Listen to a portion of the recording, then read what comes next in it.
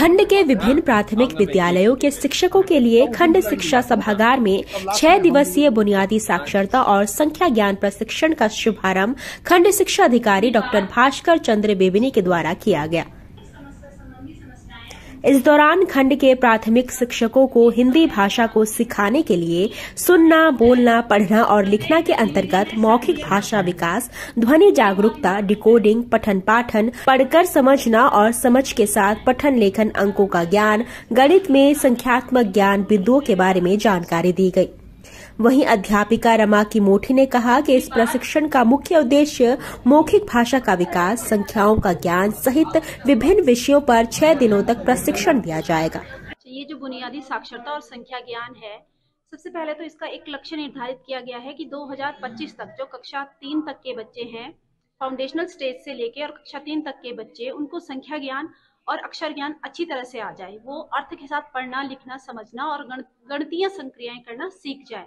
और इससे हमारे कक्ष में जो बच्चों के सीखने का स्तर है वो बढ़ेगा और विभिन्न तरह की गतिविधियों के माध्यम से शिक्षण को और ज्यादा रोचक, पूर्ण और गतिविधिपूर्ण बनाया जाए। वहीं शिक्षक विजय सिमल्टी ने कहा कि 6 दिवसीय प्रशिक्षण में संख्यात्मक ज्ञान, भाषा का विकास सहित विभिन्न विषयों का प्रशिक्षण दिया जाएगा, जिसमें बच्चों का मानसिक विकास हो सके। ये हमारे जो कक्षा 1 से 5 तक पढ़ने वाले जो बच्चे हैं, उनके लिए ये प्रशिक्षण बहुत ही प्रभावी होगा और बहुत ही फायदेमंद, लाभदायक होगा। इसमें जो हमारे एमटी डाइट से हमें यहाँ पे ट्रेनिंग दे रहे हैं, वो वहाँ पे विभिन्न पहलुओं पे जो उनकी धारा प्रवाह से पढ़ना हुआ या रीडिंग, राइटिंग, जो भी हमारे प्राथमिक स्तर पे समस्याएं होती है, उसके बारे में हमें यहाँ पे कुछ आपसी परिचर्चा के साथ उसमें अच्छा परिणाम दिखेगा।